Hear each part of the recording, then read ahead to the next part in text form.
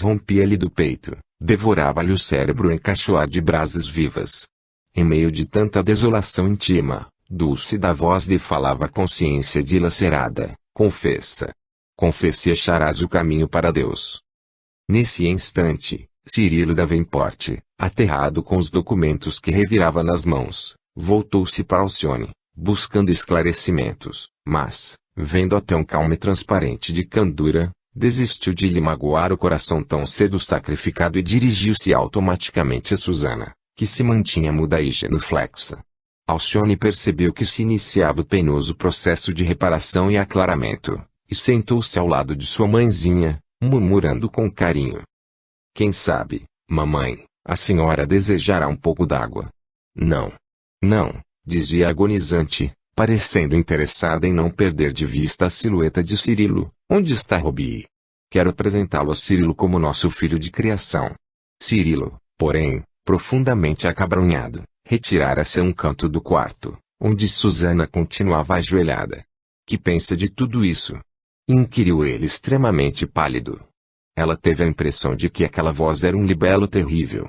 Como se despertasse de medonho pesadelo, respondeu confusa: é ela, mas...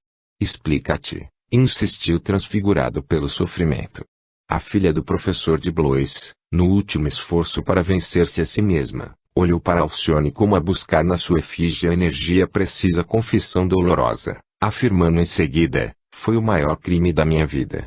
Cirilo fez um esforço inaudito para não bequear aturdido. Que diz? Perguntou aterrado. Mas Susana enterrara novamente a cabeça nas mãos, e o marido, cambaleante, deu alguns passos, abriu a porta e chamou o velho Jacques. O venerando ancião, pela fisionomia estuporada do sobrinho, compreendeu de relance que algo havia de muito grave. Beatriz ficou só, folheando um livro. Meu tio, exclamou Cirilo amargamente, designando o agonizante, esta é Madalena e Alcione é minha filha. O velho Jacques estuporou-se também. Era ela, sim. Não obstante o abatimento físico de extrema hora, identificava a filha de Inácio Villamil, detalhe por detalhe. E sentia-se estrangulado pela surpresa angustiosa. Dava a impressão de se haver petrificado pelo sofrimento. Queria amparar Cirilo, mas todo o corpo lhe tremia ao impulso da violenta comoção. Foi o próprio sobrinho quem lhe deu a mão, impedindo de tombar, ali mesmo, diante da agonizante. Nesse instante, porém, Jacques orou com fervor jamais sentido em toda a vida, exorando forças para atender à amarga conjuntura do momento. Passado o primeiro choque, teve forças para interrogar. Como se explica isso? A filha levantou-se, em pranto convulsivo, emocionada com o testemunho inelutável, e, arrostando angústia paterna, abraçou-se ao velho genitor, como a procurar o perdão de um espírito sempre generoso. Meu pai, clamava entre lágrimas. Foi aí que Cirilo, respondendo à pergunta do tio, exclamou quase sufocado: Susana deve saber tudo. Já me afirmou que esse foi o maior crime da sua vida. O velhinho, estupefato, recordou maquinalmente a remota noite de Blois, quando a filha se agastara com a sua adesão ao projeto do sobrinho de esposar a senhorita Villamil. Parecia-lhe ter diante dos olhos o quadro que o tempo não conseguira esfumar, ouvindo a confissão de Susana, de que também amava o rapaz. Relembrou as suas atitudes no lar, a ojeriza constante a Madalena, a insistência em desposar o primo viúvo, lá nas plagas americanas. De pronto repassou a tela das reminiscências vivas, para fixar depois o olhar na agonizante e na filha, considerando a dolorosa jornada de ambas. De que paragens de dor chegava Madalena Villamil até ali, com as rugas lavadas de lágrimas e coberta de cãs prematuras. Pelas informações de Alcione, deveria ter vivido muito tempo na Espanha. Quem a teria conduzido a regiões tão distantes? A exemplificação da filha constituía, naquele momento, um atestado de glória espiritual. Somente agora compreendia o suave e irresistível magnetismo que ela exercia sobre todos os de casa. Era preciso, entretanto, ter um coração perpetuamente unido a Deus para praticar o amor qual fazia a jovem humilde, que ali se encontrava em atitude confiante, no cumprimento de um dever tão sagrado quanto doloroso. O quadro impressionava para sempre. Ponderando tudo isso, Jacques Davenport convocou as suas possibilidades morais para conservar a serenidade imprescindível e obtemperou, com afetuosa energia, avalio que a ação negra se mascara por detrás da nossa angústia.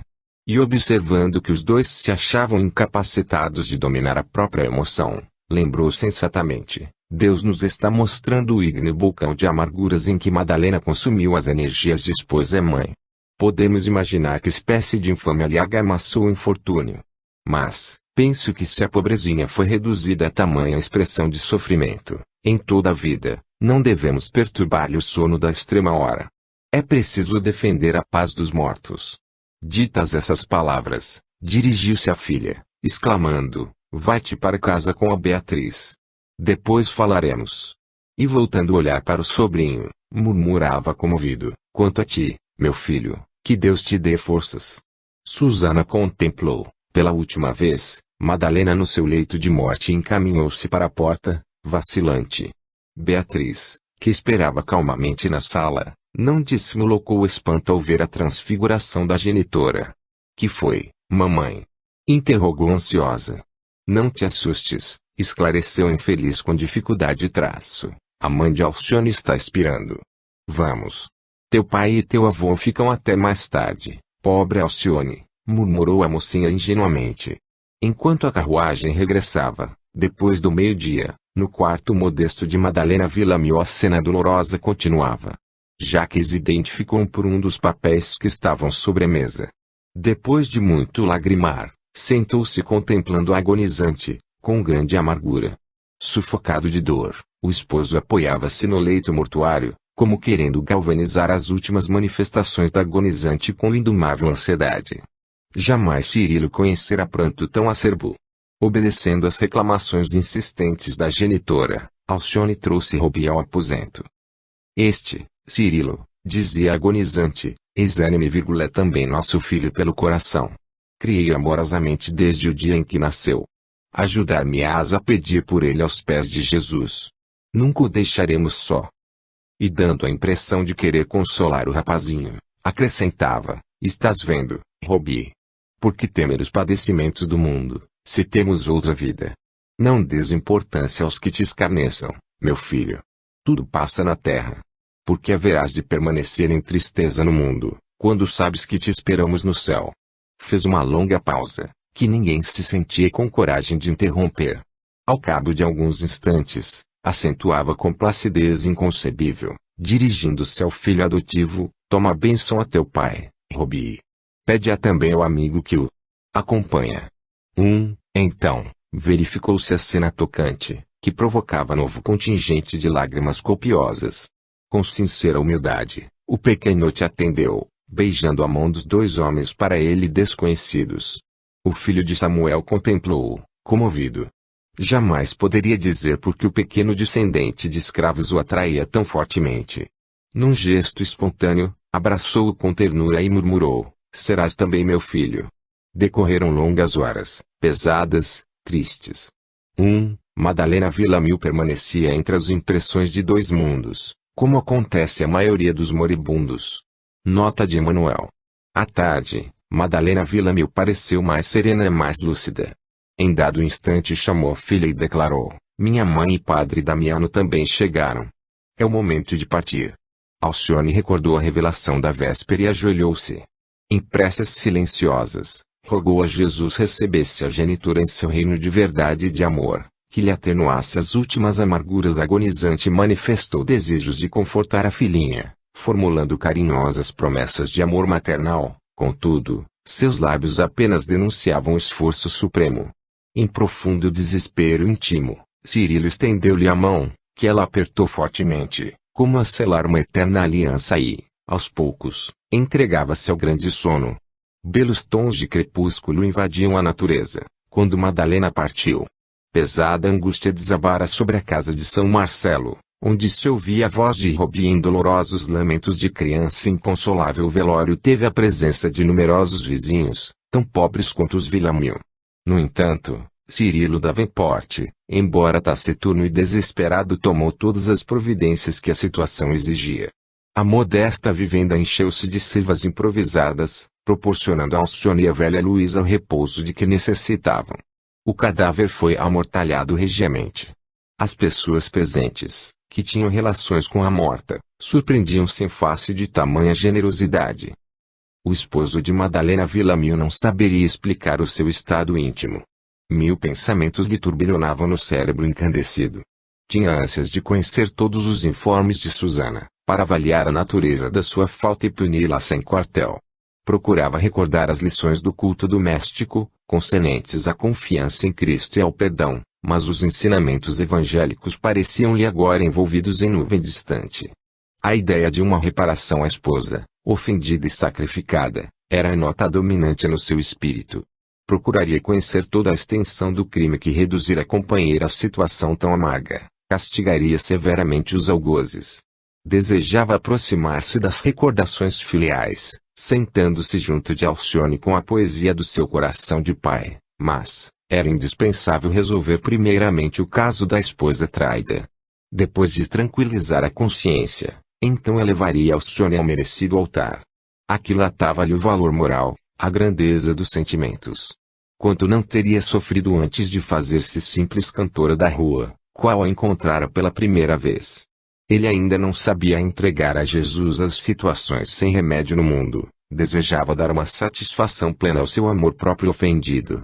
A seu ver, impunha-se, antes de tudo, restabelecer a honra pessoal. Submerso em amargura sombria, passou a noite vigíl sem um momento de tréguas, a mente incendiada por ideias quase sinistras. Que fizera Madalena durante tantos anos na Espanha?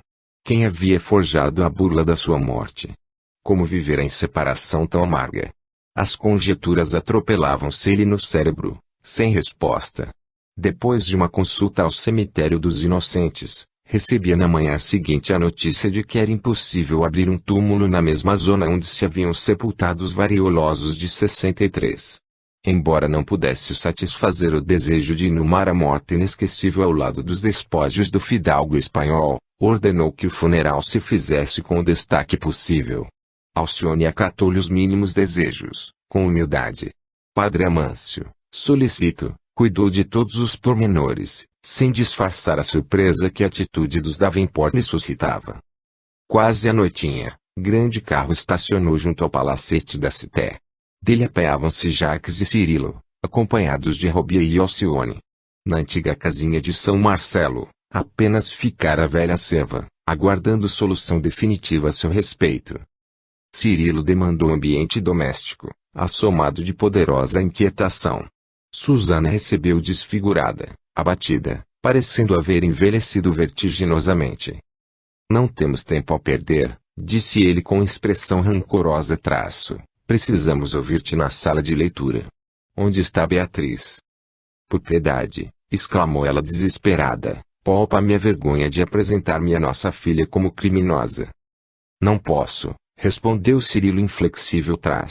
Ignoro que providências terei de tomar para desobrigar-me com a minha consciência e não quero que Beatriz mais tarde possa julgar-me injustamente. Muito pálida, Susana encaminhou-se ao local indicado.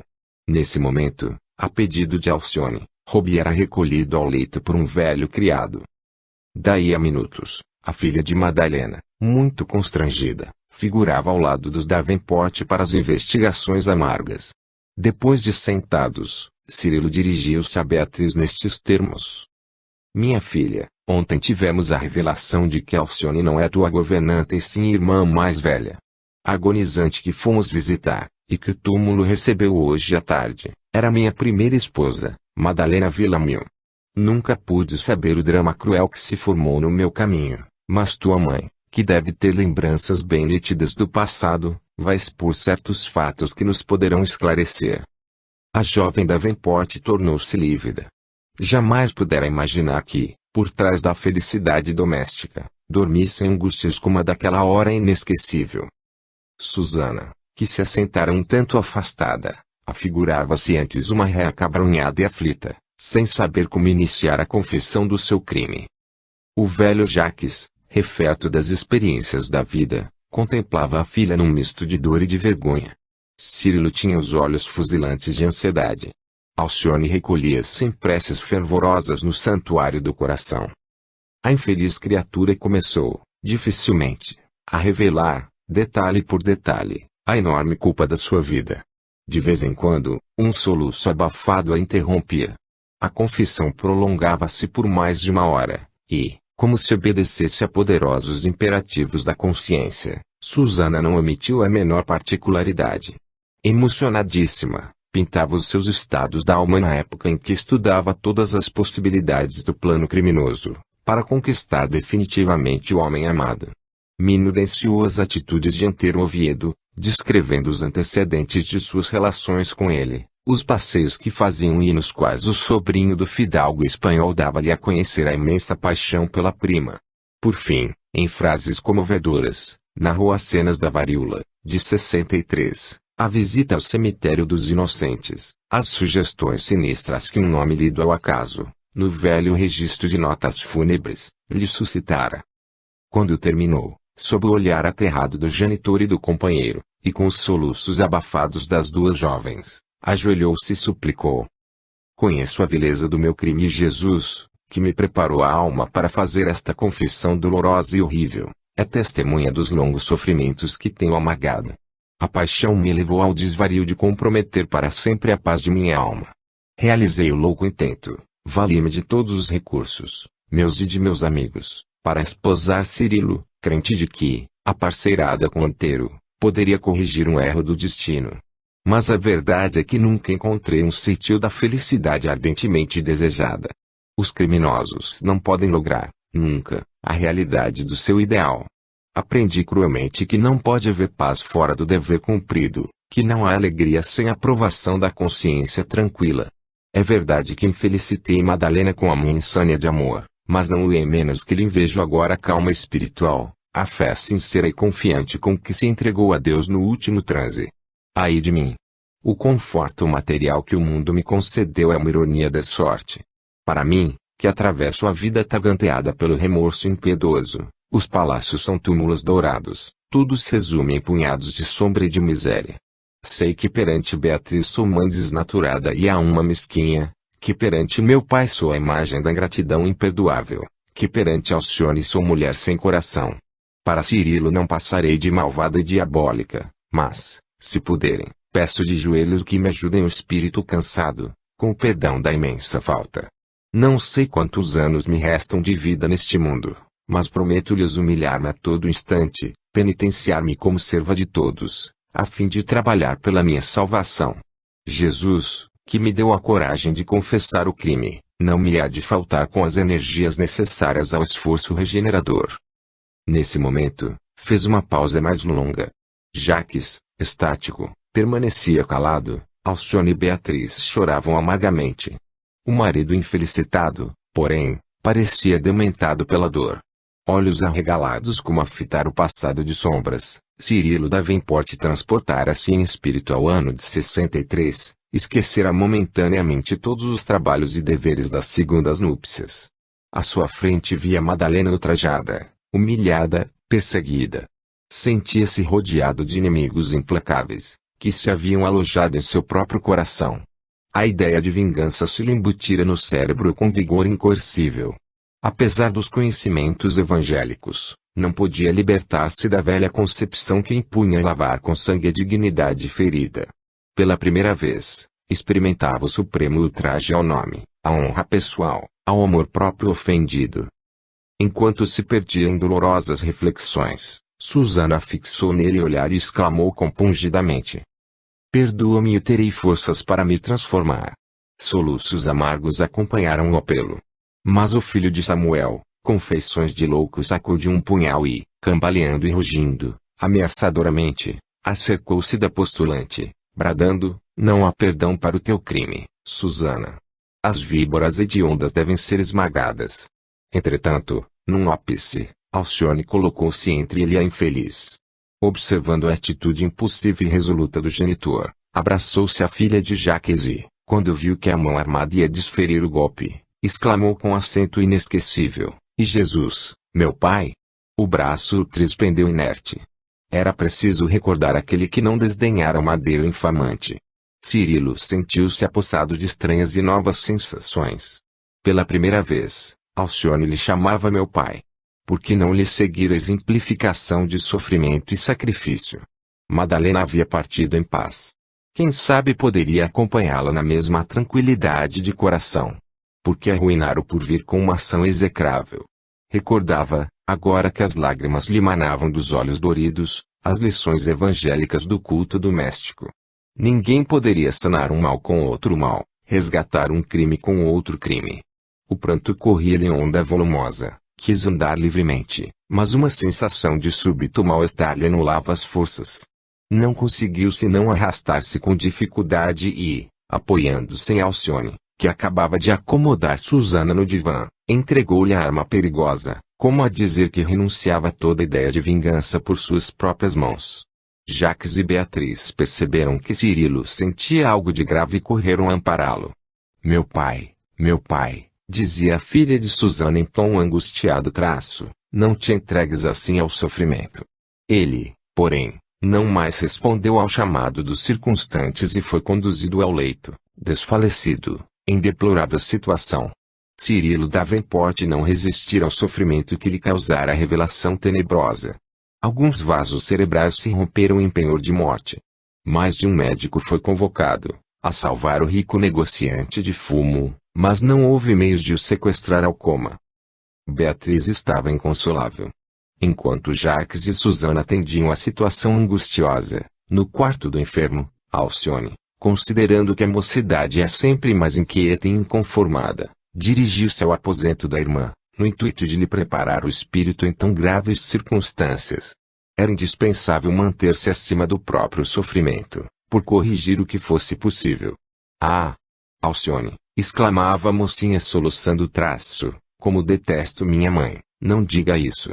Revidava a interlocutora emocionada. Então, Beatriz, em tão poucos momentos de provação e testemunho, já esqueceste o perdão que Jesus nos ensinou? Recorda os deveres filiais que devem ser sagrados em nossa vida. A filha de Susana, contudo, dando expansão a velhos sentimentos, não concordava, murmurando, mas a mãe que Deus me deu é desleal e criminosa. Por que não dizer antes que Susana foi doente do espírito quando lhe despontarax nos primeiros sonhos da mocidade? Não seria mais nobre julgar assim? Por que, Beatriz, ver tão somente o mal, quando Jesus sempre nos inclina a ver as qualidades mais preciosas da criatura?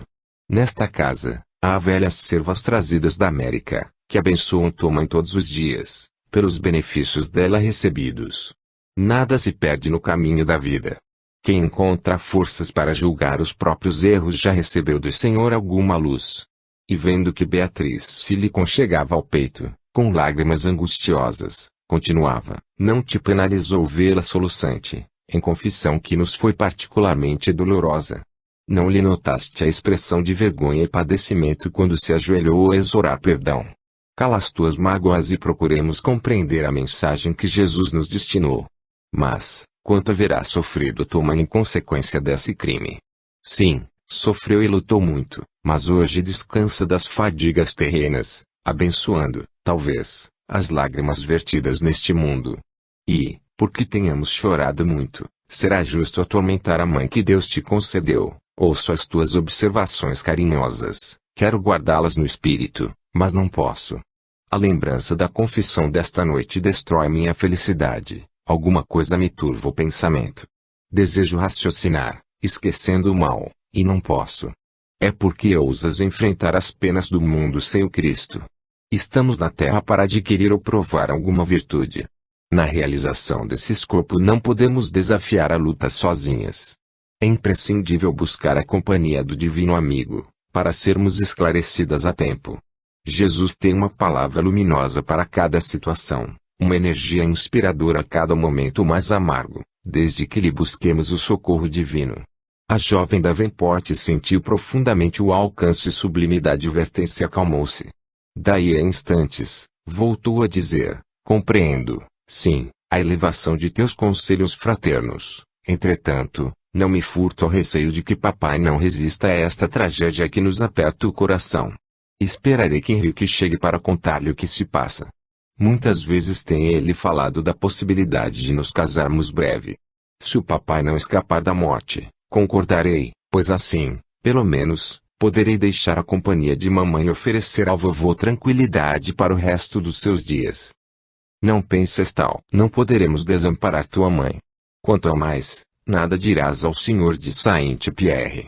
Não temos o direito de confiar a ninguém a dolorosa revelação do nosso caso. É preciso lançar a rega do silêncio e da paz à fogueira das lucubrações tormentosas, para que nossa existência não se transforme em voraginoso inferno. Beatriz concordou. Dentro de poucas horas o noivo aparecia cheio de interesse familiar. Outras visitas se sucederam durante a noite. Fatigadíssima, Alcione manteve-se no seu papel de serva, em que todos a conheciam. Alvorada encontrara Cirilo moribundo. Decorridas 24 horas do tremendo choque, o filho de Samuel desprendia-se do mundo para a vida espiritual. O palacete da Cité logo se cobriu de crepes negros. Pesada atmosfera se espalhou no solar do abastado comerciante de fumo. No dia seguinte o velho Jacques teve forças para providenciar o enterramento do sobrinho, ao lado do túmulo de Madalena Villamil. O amoroso casal, que vivera separado pela astúcia maliciosa do mundo, reunia-se agora para sempre. O funeral realizou-se com muita pompa, na tarde imediata do falecimento. Numerosos eclesiásticos acompanharam o féretro com luxuosas exéquias. A viúva, com ares de alucinada, seguiu o cortejo amparada por Alcione, que lhe dava o braço com zelos filiais. Mas, quando os padres disseram as últimas palavras do ritual para que o corpo baixasse a campa, ouviu-se estranha gargalhada no ambiente silencioso e triste. A assistência numerosa entreolhou-se atônita e curiosa. Susana Davenport havia enlouquecido. 5. Provas redentoras. A vida familiar no palacete da Cité tornara-se bem amarga. A viúva Davenport perambulava pelos aposentos, dementada e combalida. O velho Jacques, dominado pelos dissabores acerbos, vivia entre o leito da decrepitude e as lágrimas sem consolação. Beatriz, na sua mocidade cheia de sonhos, ainda não saíra da penosa estupefação, dando mostras de singular abatimento. Foi aí que Alcione fez valer as virtudes da sua fé, por maneira a satisfazer plenamente os novos deveres. Nunca abandonava Susana, de quem se fizera enfermeira dedicada e afetuosa. Robier continuava trabalhando em São Jacques, vindo somente 3 vezes na semana visitar a irmã adotiva, sempre mergulhado em profunda melancolia. Certa ocasião em que o velho professor entabulou com o rapaz uma palestra mais longa, Alcione foi chamada pelo generoso velhinho, que interpelou carinhosamente. Não posso consentir que o nosso Robier continue ausente desta casa, por motivos de serviço. Considero mais acertado que deixe a igreja de São Jacques do Passo Alto, vindo morar conosco. Não podemos esquecer que ele é teu irmão, isto é, filho adotivo da nossa querida morta. Sim, respondeu a jovem, solícita traço, nada tenho a opor, mas olhe que seria uma falta grave o privar meu irmão dos benefícios do trabalho. Mas Robier, Alcione, é muito doente para desdobrar-se em tantas ocupações. Mas o senhor não está de acordo comigo, relativamente às vantagens de uma vida laboriosa. Não quero parecer cruel, antes quero reconhecer a magnanimidade do seu coração, com semelhante lembrança, mas o amor ao trabalho é uma das mais nobres heranças que mamãe nos deixou. Basta lembrar que, embora paralítica, ela costurou por muitos anos para nos criar e manter. Além do mais, é sempre útil ao enfermo entreter-se com alguma coisa. A inatividade costuma induzir-nos a falsas apreciações dos desígnios de Deus, a impaciências, a desesperações e rebeldias.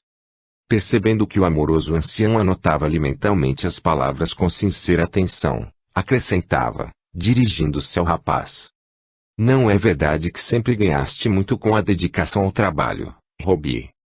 Sim, isso é incontestável. Mas, deixando perceber que desejava umas tantas alterações de regime, acrescentava, entretanto, se possível, gostaria de transferir-me de São Jacques para outra parte.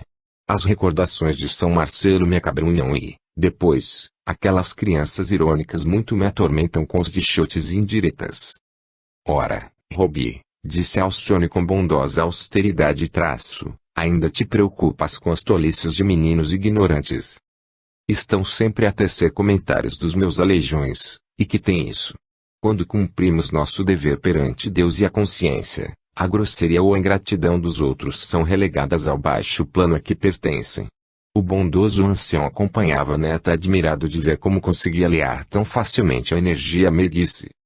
Se invocas as lembranças de São Marcelo, prosseguiu a moça ternamente, dando-me a entender tua saudade de mamãe, recorda que ela cumpriu o seu dever até o fim, nunca nos pediu uma casa mais confortável, nunca reclamou contra as águas da chuva que invadiam nosso quarto, conservou-se de agulha na mão enquanto Deus lhe permitiu a graça de trabalhar, enriquecendo nosso esforço. Os aleijões do corpo, Robi, são melhores que os da alma. O rapaz experimentou certo abalo ao ouvir as últimas palavras. Reconhecendo-lhe a estranheza, Jacques procurou intervir carinhosamente. Alcione tem razão, exclamou atencioso. O trabalho é uma bênção de Deus. Não te deves agastar, meu caro Robi, com os obstáculos encontrados. Todos nós temos uma dificuldade a vencer na vida. O próprio Jesus não caminhou sobre flores. E dirigindo à neta um olhar significativo, murmurava: apesar disso, minha filha, espero não te aborreça se eu pedir a Henrique a colocação do rapaz mais próximo de nós. Poderá, por exemplo, empregar-se nos serviços de São Landry. O filho adotivo de Madalena agradecia com expressão satisfeita, enquanto a jovem concordava: não tem objeção a fazer, desde que Robi continue a descobrir, cada dia, a grandeza do espírito de serviço. Daí a alguns dias, Henrique de Saint-Pierre, o noivo de Beatriz, conseguia a mudança desejada, com grande júbilo para o rapaz, que se transferiu definitivamente para Ceté, podendo assim ficar em contato diário com a irmã adotiva. A dedicação de Alcione à viúva Davenport era um exemplo vivo de amor, a calar fundo no coração dos familiares. A própria Beatriz parecia mais concentrada nos problemas graves da vida. Aquele ar de despreocupação, que lhe caracterizava a juventude, desaparecera. Tornara-se mais acessível aos criados, ouvia com interesse as advertências do avô, que não se sentia muito encorajado a prosseguir enfrentando as borrascas fortes do mundo. O noivo notara, satisfeitíssimo, aquela transformação. A jovem Davenport aliava, agora, beleza juvenil, larga dose de reflexão ao cogitar dos problemas do destino e do sofrimento. A dor abrira-lhe novas possibilidades de inspiração religiosa. A perturbação mental da genitora impedia o culto doméstico, tais as condições precárias do seu organismo, mas, sempre que lhe era possível, lia e meditava longa e atentamente o Evangelho de Jesus. Sua conversação tornara-se mais rica e substanciosa. Alcione tinha com isso grande consolo. Havia um mês que morrera Madalena Villamil. O estado mental da viúva apenas se agravara. Noites inteiras passava ela, era gritos alarmantes, em sinistras visões.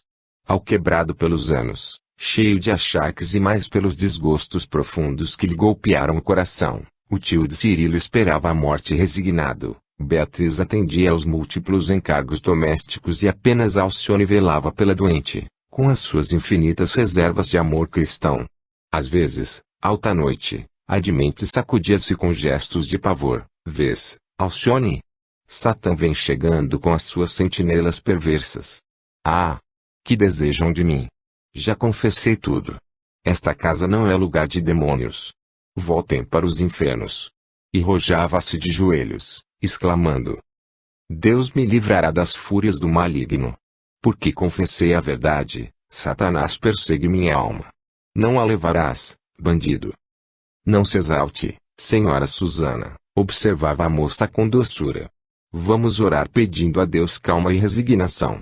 Tranquilizes. O poder das trevas se anula ante a luz divina. Vamos fugir para os braços de Deus, como as crianças que buscam o colo materno quando uma fera se aproxima. Suplicava a proteção de Deus, em voz alta, no que era seguida, palavra por palavra, pela infeliz demente. Terminada a rogativa, Susana mostrava-se mais calma, agradecia com sorrisos infantis e ponderava: só o teu coração compreende as minhas necessidades. Todos me dizem que estou alucinada, que não vejo senão perturbações do meu próprio espírito. Meu pai me manda reagir sem que eu possa fazê-lo. Minha filha crê que eu esteja sendo vítima de ilusões. Entretanto, Alcione, O demônio vem sempre ao meu quarto tripudiar do meu remorso intraduzível. Quando oras comigo, ele se prontifica a sair, mas faz um sinal dando a entender que voltará no primeiro ensejo. Acalme-se, senhora, procure pensar na magnanimidade da providência divina. Quando se aproximarem os maus espíritos, ofereça-lhes um pensamento de sincera confiança no Altíssimo. Peçamos-lhes perdão pelo mal que acaso lhes tenhamos feito em outras eras. Humilhemo-nos recordando Jesus, que era imaculado e aceitou a cruz imposta pelos algozes. A enferma escutava-lhe as exortações carinhosas, de olhar desvairado e respondia: Teus conselhos são justos. Sabes que meu estado não é apenas uma alucinação. Sim, a senhora não mente. Ao ouvi-la, Susana Davenport, em pleno desequilíbrio das faculdades mentais, exibia olhares mais estranhos e replicava, com os seus remorsos pungentes: já menti quando sacrifiquei tua mãe, mas agora desejo só a verdade. Porque deixei a falsidade, Satanás me atormenta, tudo isso, porém, passará depressa. Esclarecia a jovem pacientemente. Sim, passará. Passará. Concluía a enferma atenuando a exaltação. Em seguida, a filha de Madalena vigiava, em prece, até que a mãe de Beatriz conseguisse adormecer. O ambiente doméstico continuava carregadíssimo. Numa noite de grandes perturbações, Susana dirigiu-se à carinhosa enfermeira em pranto convulsivo: não me deixes ir para o cárcere. Já estou sendo castigada arduamente, minha santa menina. Não será melhor que a morte me colha aqui mesmo, como lição para todo mundo? Muita gente na cité há de evitar o pecado, quando souber que estou morrendo atormentada, no seio das coisas que pertenciam à tua mãe. Não pense nisso, dizia a interlocutora generosa, tranquilizando-a. Ninguém a levará daqui. Esta casa é sua e pessoa alguma poderá atentar contra os seus direitos. Hoje, voltava a exclamar a louca de olhos esguezeados, vi o infame padeiro aproximar-se de meu pai e soprar-lhe alguma coisa aos ouvidos. Daí a momentos, ele e Beatriz declaravam-se resolvidos a me afastar de casa. A senhora ficará comigo, murmurou a jovem Villamil consolando-o a traço. Não precisa inquietar-se porque, antes de tudo, Deus nunca nos abandonara. Com efeito, no dia imediato, ao almoço, dando a impressão de que houvera pensado muitíssimo, antes de apresentar a proposta, Jacques falou, muito trêmulo. Minha querida Alcione, Beatriz e eu estivemos pensando na dilação dos teus sacrifícios e no melhor meio de atender à situação da nossa doente. Como talvez não ignores, temos estabelecimentos em Paris onde a enferma pode ser bem tratada, sem exigir tanto da tua proverbial dedicação. Pensam, assim, em afastá-la do convívio doméstico? Perguntou a filha de Madalena surpreendida. Efetivamente, as prolongadas vigílias te consomem a saúde. Por minha vez, não te posso ajudar, dado o meu grande esgotamento físico. Não, retrucou Alcione firmemente, não concordo. De Susana não pode sair daqui. Estou habituada a vigílias e, além disso, a pobrezinha haveria de sofrer muito. Mas estaria salvo de qualquer necessidade no estabelecimento onde tencionamos interná-la. Mas isso não lhe garantiria a tranquilidade nem melhoras quaisquer, pois o de que ela mais necessita é de carinho, no transe doloroso por que passa. Estou certa de que não lhe faltariam enfermeiras dedicadas, mas, ainda assim, sempre se consideraria abandonada por nós, no meio de doentes de toda a espécie, quando pode perfeitamente tratar-se ao nosso lado, sem que lhe falte o conforto da ternura familiar. Beatriz, que prestava grande atenção aos argumentos da irmã, objetou: tua atitude é nobilíssima, porém nós não podemos pôr de lado a tua saúde.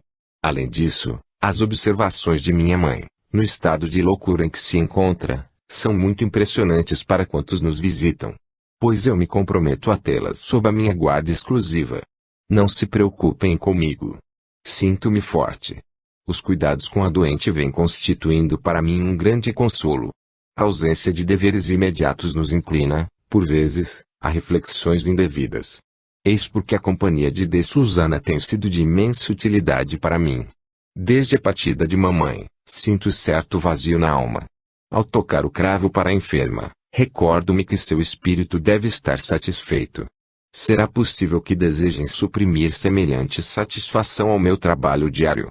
Beatriz lembrou a realização das suas aspirações de moça, sua infância confortada e a juventude feliz. Comparou-a com a exemplificação de Alcione e sentiu os olhos rasos d'água.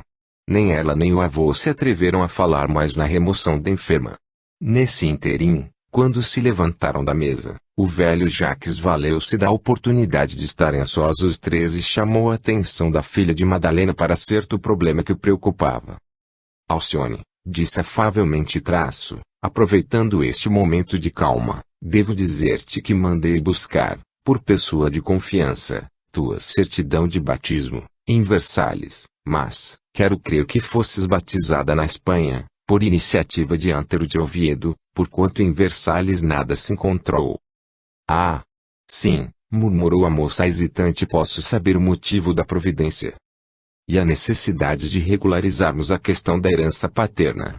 Beatriz e eu precisamos atender a essa parte.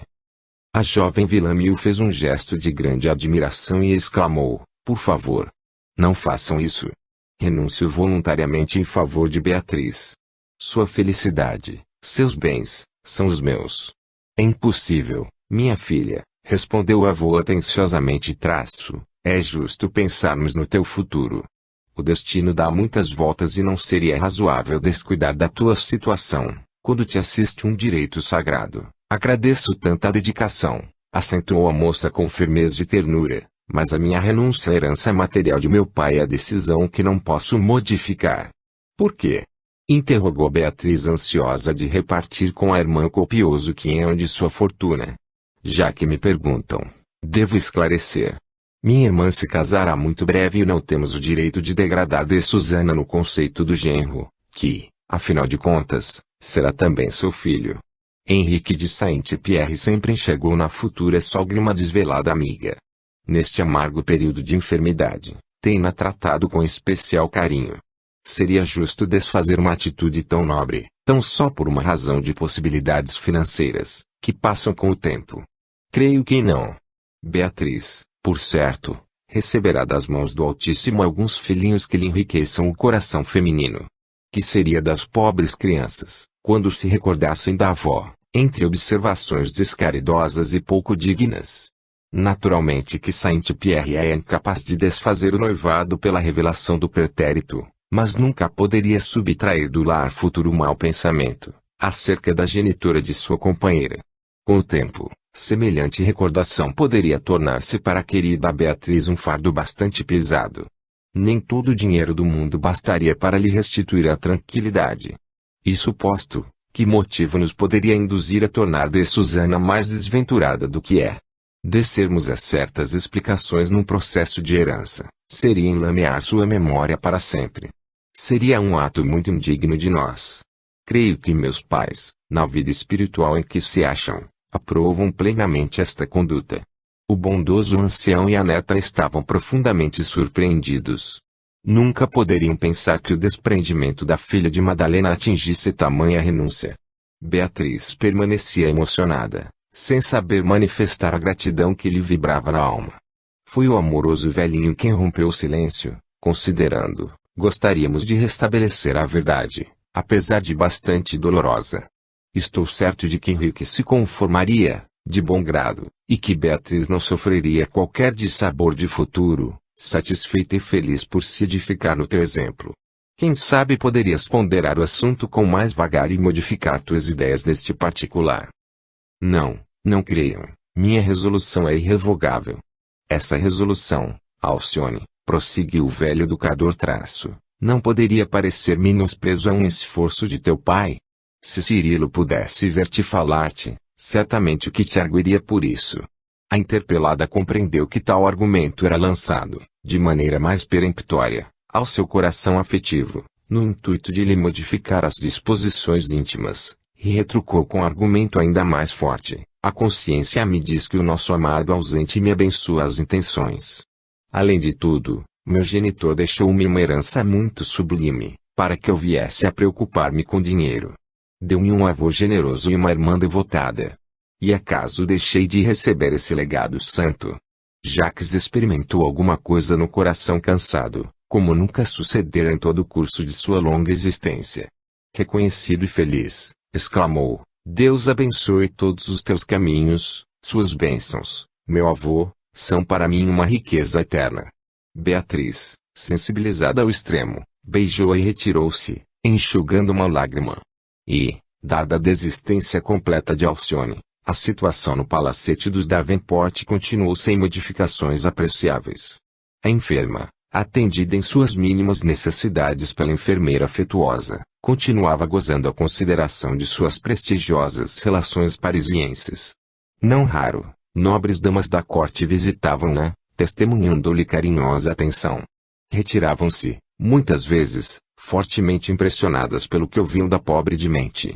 Acreditas, Marcelina, dizia a enferma a uma colega da juventude, que o demo não nos persiga diariamente. Vejo-o em luta constante, trabalhando por aniquilar minha alma. Será que tu também tens algum crime a confessar?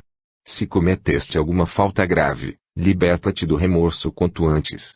Satanás nos está espreitando. E, rematando as considerações com gargalhadas sibilantes, gritava: Ah! Ah! Ah! Vamos tirar as máscaras, vamos tirar as máscaras. As visitas, quase sempre se retiravam impressionadas e admiradas com a paciência da enfermeira. Um ano fazia que Cirilo e Madalena haviam falecido, quando o velho Jacques apresentou sintomas alarmantes. O velho médico da família recomendou o máximo cuidado, porque o enfermo tinha existência por um fio, podendo morrer de um momento para outro. Enquanto Beatriz se desfazia em lágrimas, Alcione duplicava a coragem, de modo a atender os doentes, como se fazia necessário. Um portador foi enviado ao norte, a fim de solicitar a presença de Carolina e dos seus. Quando a senhora de Nemours chegou com os 2 filhos, o genitor estava a despedir-se. A irmã de Suzana muito raramente vinha a Paris e, por ocasião da morte do cunhado e da enfermidade da irmã, limitara-se a escrever, enviando à viúva condolências e votos de pronto restabelecimento. Mas, percebendo que o velho pai estava prestes a deixar o mundo, dera-se preço em se abeirar do seu leito, em vista da pequena fortuna do antigo educador de Blois. Carolina encontrou a irmã em lamentável estado. Não obstante as preocupações egoísticas de um temperamento somítico, não abraçou Suzana sem chorar. A desventurada viúva dirigiu-lhe comovedoras exortações, que lhe calavam fundo no espírito. Talvez não saibas, Carolina, dizia exaltada que me tornei criminosa aos olhos dos homens e diante de Deus. Condenei Madalena Villamil ao desterro e à miséria, para desposar Cirilo, na América. Fiz tudo quanto quis, mas Deus deixa agora que o diabo me peça contas de meus atos condenáveis. Acalme-se, exclamava Alcione em atitude de serva devotada. A senhora está se entregando a emoções muito fortes com a chegada de sua irmã. Quem é esta enfermeira tão adequada às nossas necessidades? Perguntava Carolina a Beatriz, com interesse. Vendo, porém, que a irmã encontrava certa dificuldade em se explicar, a própria Alcione esclareceu. Sou empregada da senhora Davenport, ainda ao tempo em que ela gozava saúde. Pois bem, minha menina, replicava o visitante como quem se sente bem ao reconhecer que outros tomam para si o trabalho ou a dificuldade que lhe pertencem. Deus há de ajudá-la pelo devotamento com que cumpre os seus deveres. Carolina permanecia ali, sob forte impressão. A loucura de Suzana é bem singular, disse espantada. Porque se referirá a crimes que absolutamente não praticou. Diz o médico, esclareceu a enfermeira com serenidade, que essa perturbação é comum à maioria dos que têm o cérebro transtornado, em vista de Suzana haver se casado com o primo que a ela se unia, em segundas núpcias. Parece sempre preocupada com o assunto, alegando situações imaginárias. A explicação do facultativo é muito plausível, acrescentava a tia de Beatriz. Minha irmã era muito amiga de Madalena Villamil e, possivelmente, lembrar-se-á muito da extinta, nos delírios de sua demência.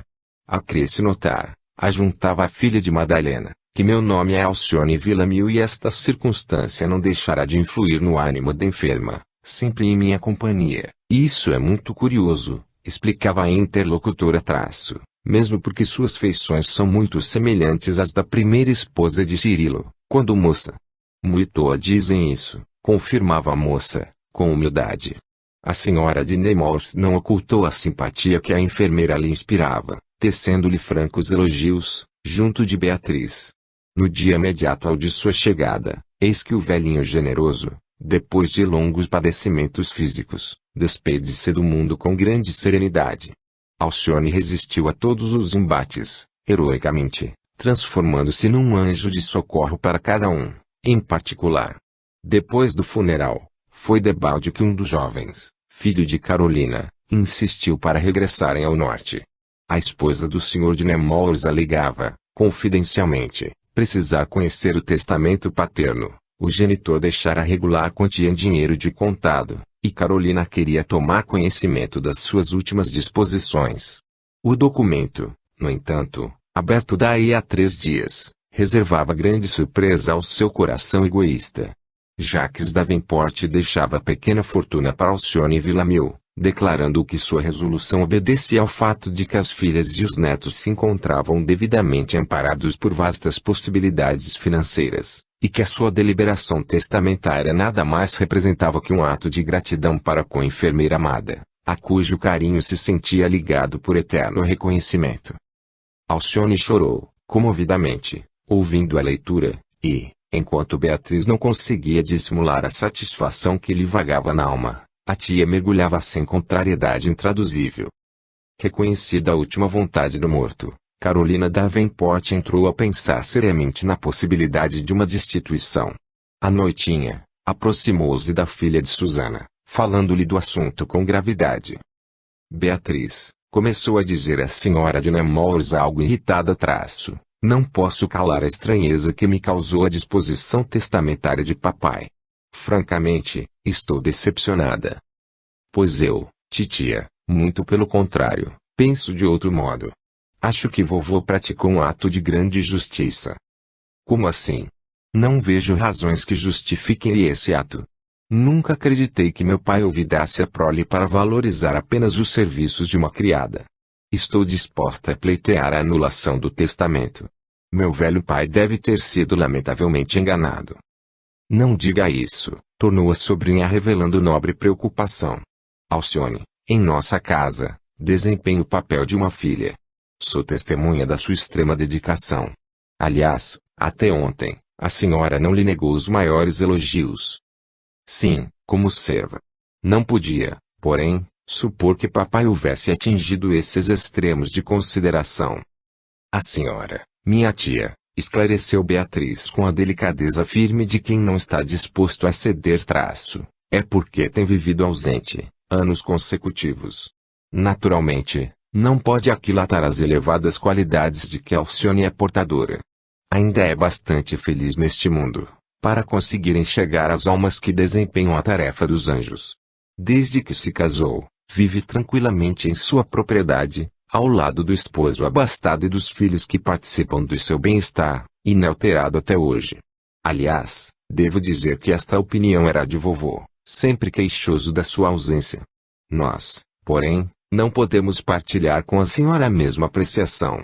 O falecimento de meu pai nos trouxe lições muito amargas, que Alcione nos tem ensinado a compreender com a sua bondade sem limites.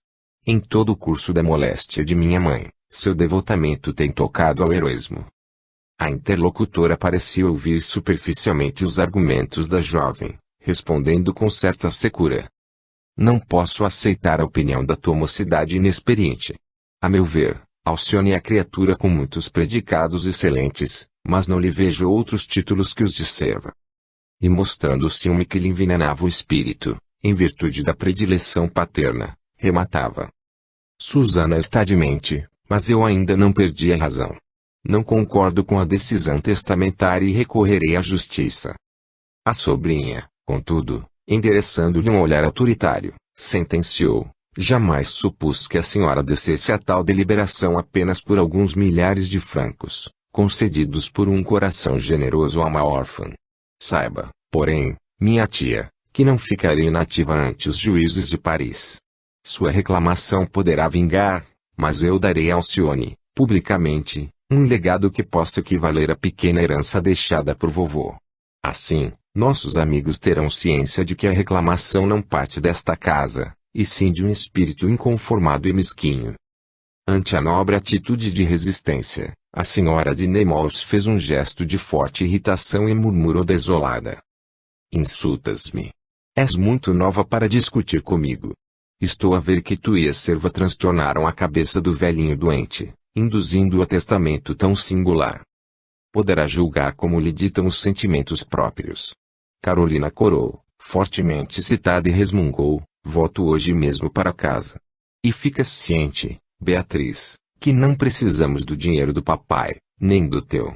Tratei do assunto da herança, porque todos somos obrigados a honrar a justiça, mas nunca precisarei dessa miséria de alguns escudos. E que Deus te proteja, para que a serva intrusa não te cause sérias decepções." A sobrinha lançou-lhe um olhar altivo e murmurou muito calma: "Agradeço a sua decisão de partir. E é melhor que o escândalo fique só entre nós e que a senhora renuncie à primeira disposição que me levaria também a público, como sua adversária." Não obstante a preocupação de abandonar o palacete da Cité, naquela mesma noite, Carolina Davenport, contida pelos filhos, esperou pela manhã, quando se retirou de Paris, despedindo-se da sobrinha secamente. Por essa época, Henrique de Saint-Pierre começou a cooperar mais assiduamente na solução dos negócios que envolviam a antiga residência de Cirilo. No círculo de tantas dores e preocupações, somente a perspectiva do casamento próximo de Beatriz oferecia ensejo a determinadas esperanças de paz. A noiva aguardava as melhoras da genitora para marcar a data do consórcio. Desde há muito, o rapaz manifestava desejos de não adiar o enlace por mais tempo. No entanto, Beatriz não se sentia bem, entregando a Alcione o peso de todos os encargos, relativamente à enferma Susana, logo após o falecimento do velho professor, atingira um estado especial de inércia, piorando sempre, a olhos vistos. As duas filhas de Cirilo revezavam-se devotadamente no sentido de amparar a doente com todos os recursos ao seu alcance. Alcione andava abatida. No entanto, as lutas agravavam-se, cada vez mais. Certa noite, Robi, já quase homem feito, demorou-se mais que de costume. A filha de Madalena inquietou-se, sentindo que algo de grave sucedera, amargurando-lhe o coração. De fato, enquanto confiava à irmã os pensamentos que a atormentavam, um portador do abade d'Urville, clérigo de São Landry, pedia sua presença urgente. "Senhorita", exclamou respeitosamente, dirigindo-se à moça, que ouvia surpreendida a traço, "o Sr. Robi há 2 horas foi vítima de um desastre, quando mal havia saído da igreja." "Que foi?" inquiriu Alcione sem disfarçar a enorme aflição. "O rapaz ia distraído quando um carro o colheu, brutalmente. Os cavalos espantaram-se e o cocheiro não teve tempo de evitar o desastre lamentável." "E como está ele?" "Muito mal. As feridas do peito sangram com abundância, mal pode falar e pediu ao abade d'Urville que a prevenissem com urgência." "Não há tempo a perder", murmurou Beatriz. Daí a minutos, o carro dos Davenport saía à pressa, conduzindo as duas irmãs. Em um recanto da igreja de São Landry, o filho adotivo de Madalena experimentava o esgotamento rápido de suas forças. O sangue borbulhava, incessante, das feridas abertas. Debalde um médico aplicava os recursos limitados da sua ciência. O afluxo de sangue cedera em determinadas regiões, mas a incisão profunda, ao longo do peito, era uma fonte inestancável. Não havia mais esperanças. D'Urville e alguns companheiros assistiam-no, certos de que o músico estava perdido. Percebendo a seu lado a irmã muito querida, o rapaz parecia concentrar as energias supremas, no desejo de lhe transmitir os últimos pensamentos. A voz era-lhe como um sopro. Alcione inclinou-se, esforçando-se para não chorar, beijou-o com enternecimento fraterno e sentou-se, ali mesmo, para que a fronte dilacerada lhe repousasse no regaço fraterno. O ferido esboçou um sorriso leve que sensibilizou os assistentes. "Então, Robi, como foi isso?" perguntou a irmã, quase colando os lábios aos seus ouvidos. "Deve ser a vontade de Deus, que se cumpriu." Alcione, muito comovida com a doce resignação do moribundo, voltou a dizer: "Levar-te-ei comigo para casa. Haveremos de tratar das feridas, com atenção, o carro nos espera à porta." O ferido tentou fazer um gesto que o significasse a sua impossibilidade absoluta, chegando tão somente a murmurar: "Não posso mais." Beatriz procurou o facultativo, que tirava o avental tinto de sangue, e pediu licença para remover o rapaz. O doutor, entretanto, não concordou, exclamando: "É inútil. A providência apenas agravaria os padecimentos do infeliz. Seus minutos estão contados."